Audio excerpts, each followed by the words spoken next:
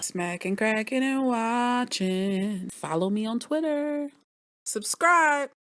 Roseanne season 10 episode 6. This episode is called No Country for Old Women. You heard of No Country for Old Men. Well, this is completely different. Y'all know what to do. Like, comment, subscribe. Drop your thoughts below. Hit the red button. Do not be afraid. Let me go ahead on and grow my channel. Appreciate you guys. Now, this episode was pretty cool because Jackie and Rosie, they don't want their mother at home, and she's 90 years old. She looks good. She's got her velour suits on. Don't act like your mothers don't wear velour suits, the two-piece outfits. It is what it is. All of our parents wear it.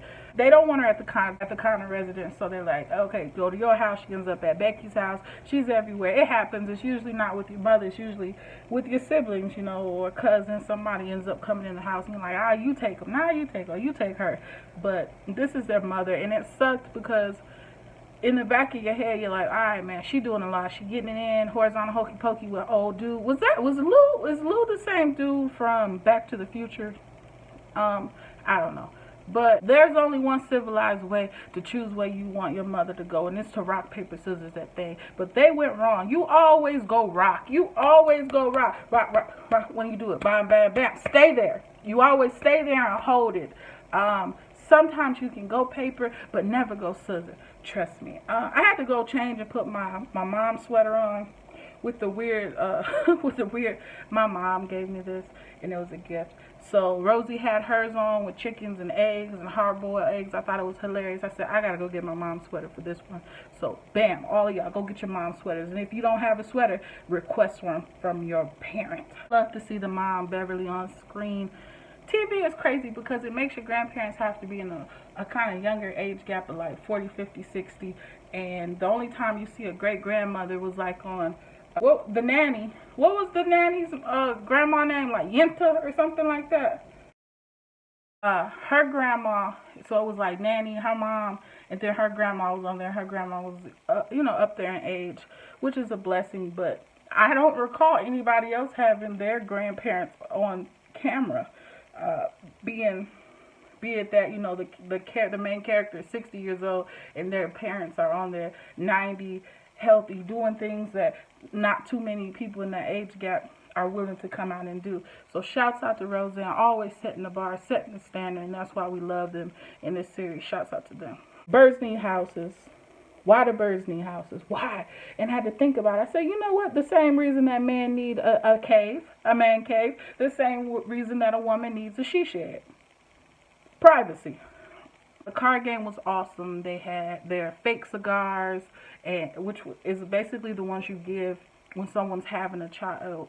You know, I got some for my husband the day we went to go have our youngest child, and I literally went to like 900 party stores and I finally found them. But it's like the bubblegum cigars, and it's just a thing, you know. But Rosie had the real one. They had the little sausage, the little weenies, you know, with the ketchup, and Grandma was like, hey, look, you need mustard. And me personally, I'm a barbecue sauce or mustard type girl. I like Plockman's mustard. I think it's the best mustard on the planet. What do you like for your little hors d'oeuvres, your little hors d'oeuvres, hors d'oeuvres, whatever? What do you prefer for your appetizers? Ketchup, mustard, what is it? Drop a comment below.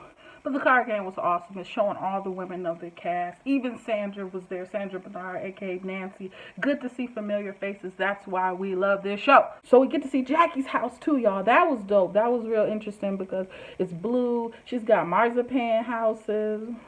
That's your hobby, Jackie? All the things you could do in Lanford. You choose to play with almond paste.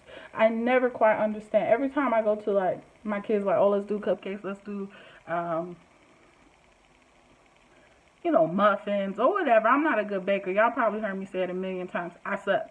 But whenever she wants to do that, we'll go, and I always see the marzipan with, like, a bear, and it's, like, fondant-y kind of, and I'm like, what do you do with that? And then I checked this episode out. Thanks a lot, Jackie, for ruining it for me. Cut it out, girl. Cut it with your scissors.